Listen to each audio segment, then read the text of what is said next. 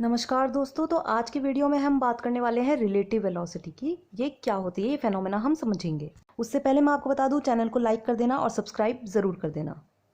अब देखो, जब भी फोर स्पेस की बात आती है तो हम ये जो लॉरेंस ट्रांसफॉर्मेशन है ना, इसके अकॉर्डिंग देखते हैं कि रिलेटिविटी कैसे असर करती है। तो ये चार कोऑर्डिनेट्स होते हैं, एक्स वाई जेड और टी। तो फोर स्पेस की हम बात करते हैं, मतलब तीन तो स्पेस कोऑर्डिनेट्स है और ये टाइम कोऑर्डिनेट है। आप पहले वाले लेक्चर ज़रूर देख लेना स्पेस टाइम कॉन्टिन्यूम के।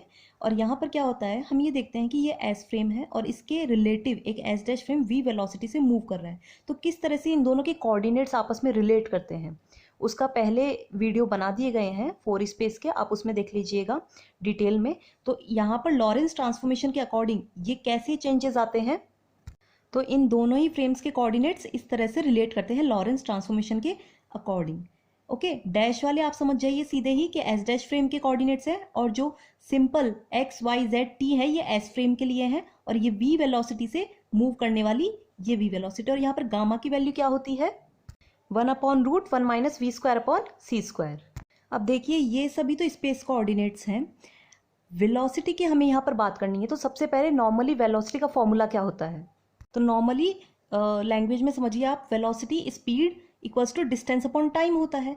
तो हम यहाँ पर U x dash, U Y dash, U Z dash, ये तीन कोऑर्डिनेट्स निकालेंगे और इनको यूज़ करेंगे। तो आप समझिए, वेलोसिटी कब होती है, जब कोई डिस्टेंस कवर की जाती है, मतलब कि पोजीशन में चेंज होना चाहिए, तभी तो मालूम पड़ता है ना कि वो चीज़ टाइम के साथ में मूव कर रही है। ओके, तो पोजीशन में change, that means D x dash, D लग गया तो चेंज, डिफ्रेंसिएशन, ठीक है, वो चेंज होगा। और मतलब टाइम भी चेंज हो रहा है तो उसके साथ पोजीशन भी चेंज हुई है। एक टाइम पर चीज़ यहाँ थी तो वो यहाँ पहुँच गई है, दैट मीन्स मूव कर रही है। मूव कर रही है तो कुछ ना कुछ वेलोसिटी है उसकी। तो वही U x dash, U Y dash और यू जेड डैश कोऑर्डिनेट्स हो गए तीन, एक्स वाई जेड कॉम्पोनेंट में। अब हम ये डी एक्स डैश और डी टी डैश कैसे निकालेंगे, एक्स डैश और टी डैश हमें पता है। अब आप यहाँ से देखिए, डी एक्स डैश दोनों तरफ एक तरह से हम डिफ्रेंसिएशन कर रहे हैं, दोनों तरफ। तो गामा जो है वो कांस्टेंट है, कैसे, 1 - v²/c²। ये कोऑर्डिनेट्स है इसमें v और c तो लाइट वेलोसिटी की जो ऑलरेडी कांस्टेंट होती है, और v वेलोसिटी ये जो है कांस्टेंट वेलोसिटी से मूव करता है, तो ये भी कांस्टेंट क्वांटिटी है। दैट मीन्स गामा कांस्टेंट है, कोई चेंज नहीं होगा। अब x में चेंज होगा, क्योंकि x जो है वो कोई कोऑर्डिनेट है, तो dx माइनस अगेन v जो है वो कांस्टेंट है, राइट। तो v और ये टाइम में भी चेंज होगा, तो इस तरह से dx डैश लिखा जाएगा। इसी तरह से dy डैश और dz डैश है, जो dd चेंज हो जाएंगे। और dt डैश कैसे लिखेंगे हम, गामा अगेन कांस्टेंट है, t में चेंज होगा, तो that means dt minus v/c², v constant c constant, तो v/c² आप सिंपल लिख दीजिए और x में चेंज dx हो जाएगा। अब देखिए, यू एक्स डैश लिखने के लिए D x dash upon D T dash हमें सिंपली वैल्यूज पुट आउट करनी है। तो यहाँ पर देखिए, गामा से गामा तो कैंसिल हो रहा है। अब हम न्यूमरेटर और डेनोमिनेटर को कैसे कंफर्टेबल करेंगे, तो ऊपर और नीचे हम डी टी जो है वो कॉमन ले लेंगे। ऊपर आपने डी टी कॉमन लिया, that means D X upon D T हो गया माइनस वी। इसको मल्टीप्लाई कीजिए आप, वही टर्म बन जाएगी, ठीक है। डी टी से डी टी कैंसिल हो जाएगा, D X minus V D T. और नीचे भी हम क्या है, डी टी कॉमन ले रहे हैं, तो 1 - v² D X upon D T. इससे क्या हुआ, D T by D T 1 हो गया, ये कैंसिल नहीं होते हैं, D T by D T 1 हो जाता है, क्योंकि D T by D T का सिंपली मीनिंग क्या निकलता है, टाइम का टाइम के रिस्पेक्ट में डिफ्रेंसिएशन हो रहा है, तो वो 1 हो जाता है। अब D X by D T को आप क्या लिख सकते हैं, इसे लिख सकते हैं हम यू एक्स, ठीक है, डिस्टेंस अपॉन टाइम के अकॉर्डिंग, नॉन डैश फ्रेम वाले रेफरेंस के, minus V upon 1 - v/c² as it is, और वही D X by D T क्या हो जाएगा, यू एक्स हो जाएगा। तो ये आपका रिलेशन आ गया, एक्स कॉम्पोनेंट रिलेटिव वेलोसिटी आ गई। ओके, इसी तरह से हम यू वाई डैश और यू जेड डैश निकाल लेंगे। तो सिंपली हमने यहाँ पर वैल्यूज पुट की हैं, और डी वाई, और नीचे हम अगेन वही काम करेंगे, डी टी यहाँ से कॉमन ले लेंगे, तो that means gamma D T और 1 - v/c² D X upon D T, that's it. अब इसे 1 अपॉन गामा लीजिए, D Y by D T को हमने लिखा यू वाई, एंड 1 - v/c², और ये D X by D T जो है वो यू एक्स हो जाएगा। तो ये यू वाई डैश का रिलेशन आ गया। इसे और कैसे लिख सकते हैं, हमने यहाँ पर सिंपली गामा की वैल्यू पुट कर दी है। गामा की वैल्यू क्या थी, √1 अपॉन, तो 1 अपॉन में ऊपर चली जाएगी नीचे की टर्म, 1 - √v²/c², और U Y upon this term as it is है। अब नेक्स्ट हम देख रहे हैं यू जेड डैश, तो यू जेड डैश में भी वैल्यूज हमने पुट की, और वही डी जेड गामा, यहाँ से डी टी हम कॉमन लेंगे तो नीचे क्या बन जाएगा 1 minus V upon C square D X by D T. Same next 1 upon gamma D Z by D T को हमने लिखा U Z, 1 minus V upon C square D X by D T को हमने लिखा you x. Okay, अब मैं आपको similarity दिखाऊंगी तीनों इक्वेशंस की। अब इसे भी आप यू वाई डैश की जैसे लिख सकते हैं, गामा की वैल्यू हमने पुट कर दी तो ऊपर आ जाएगी 1 minus 1 upon under root 1 minus we square upon C square के अकॉर्डिंग, और 1 minus V U X upon सी स्क्वायर ऐसे आ जाएगा।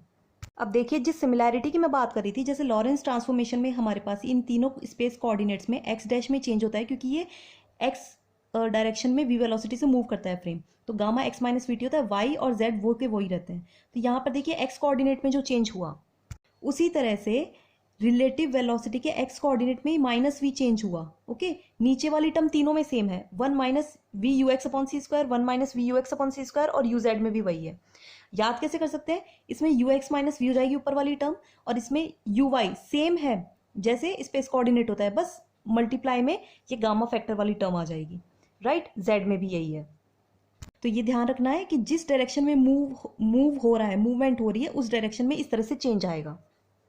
जैसे एक्स डायरेक्शन में मूवमेंट के कारण स्पेस कोऑर्डिनेट में आता है, मतलब कि पोजीशन वेक्टर में, उसी तरह से वेलोसिटी वेक्टर में भी आएगा। ओके, अब देखो हमने सिंपल लॉरेंस ट्रांसफॉर्मेशन में तो कर ली, अब हम इनवर्स लॉरेंस ट्रांसफॉर्मेशन में रिलेटिव वेलोसिटी किस तरह से लिखी जाती है वो देख रहे हैं एस डैश फ्रेम में। अभी हमने एस फ्रेम की थी, तो आप सिंपली कंपेयर करके भी लिख सकते हैं। ठीक है, डैश की जगह बिना डैश वाले आ जाएंगे, यू एक्स डैश है तो यू एक्स आ गया, तो यहाँ पर क्या आएगा यू एक्स डैश, और साइन जो है वो चेंज हो जाएगा, वी की जगह प्लस वी हो जाएगा। ये मैं आपको बताऊंगी कि ये वी प्लस में क्यों हो जाता है, और नीचे क्या हो जाएगा, नीचे भी वही 1 plus you x dash, U X की जगह U x dash we upon C square, V की जगह माइनस वी था तो इसलिए प्लस साइन आ गया यहाँ पर। इसी तरह से हम यू वाई भी लिखेंगे, तो यू वाई कैसे लिखा जाएगा, यू वाई डैश यहाँ पर 1 minus we square upon C square, V square यहाँ साइन चेंज क्यों नहीं किया, क्योंकि वी स्क्वायर है तो माइनस वी स्क्वायर भी करोगे तो वो स्क्वायर इसे सेम बना देगा। नीचे क्या होगा, नीचे साइन चेंज हो जाएगा 1 प्लस वी और यू एक्स डैश अपॉन सी स्क्वायर। राइट, इसी तरह से यू जेड लिख लो, यू जेड भी क्या हो जाएगा यू जेड डैश रूट वही 1 minus we square upon C square, क्योंकि वी स्क्वायर है तो माइनस का कोई फर्क नहीं पड़ेगा, 1 plus you x dash we upon C square. तो इस तरह से ये हमारे पास इनवर्स लॉरेंस ट्रांसफॉर्मेशन में रिलेशन आ जाते हैं रिलेटिव वेलोसिटी के। देखो यहाँ पर ये v पॉजिटिव क्यों जाता है, माइनस वी क्यों आ जाता है, ये मैं बताती हूँ आपको।